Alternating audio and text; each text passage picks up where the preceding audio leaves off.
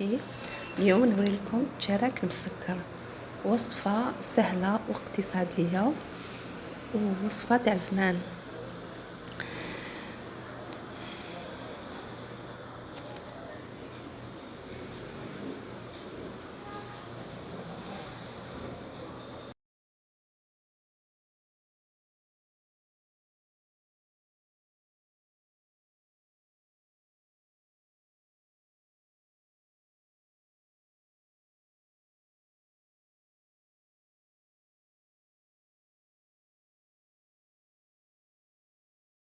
كيفاش جا درت منهم جراك ودرت منهم كعكات، جا من اروع ما يكون.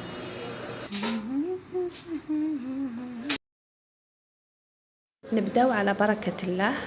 نديرو 3 كيلات فرينة يكونوا ممسوحين. فاصون انا كيلت بهاد الصحن. نزيدو قرصة ملح ومغرفة لافاني. نحركو جيدا الخليط لا فارين مع لافاني وقرصة ملح، نخلطوهم بيان.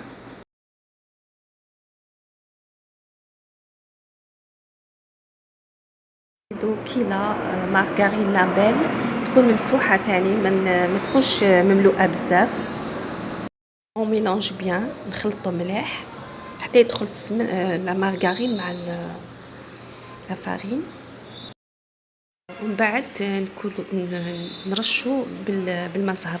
هنا انا درت كيلة، يعني كيلة هذيك درت شويه منها مزهر وشويه ماء، عمرتها نصف ماء ونصف مزهر. هي بصح انا الكيلة ما نديرهاش كامل، الكيلة ما نديرهاش كامل، نرش حتى تلملي العجينه. نقدر نخلي منها شويه في الصحن.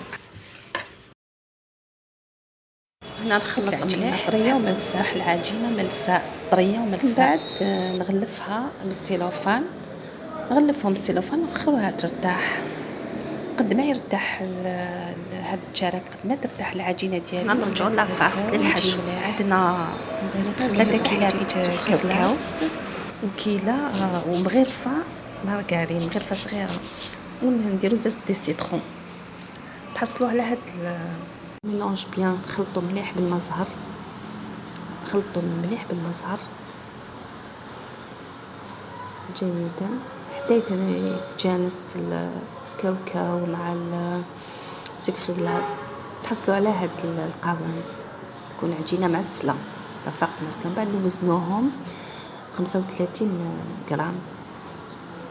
ما نستعمل هاد الطريقه هنا لتشكيل الشراك المسكر. نستعمل هاد الطريقه، نعجنوهم مليح هكذايا. فوالا هنا راكم تشوفوا. نديروا لافارس تاعنا، من بعد نلووهم على شكل هلال، على شكل هليلات. تقول لكم الطريقه تشوفوا كيفاش درتهم. ها مليك على الشكل، هذا الشكل. فوالا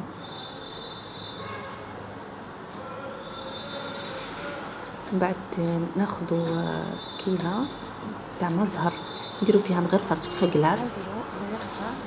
فوالا كي يطيبوا هذه وكي يطيبوا، من بعد كي يطيبوا نغطسوهم في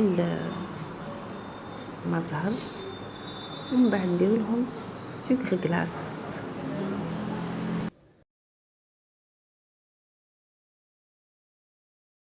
هاوليك الشراك المسكر ديالنا.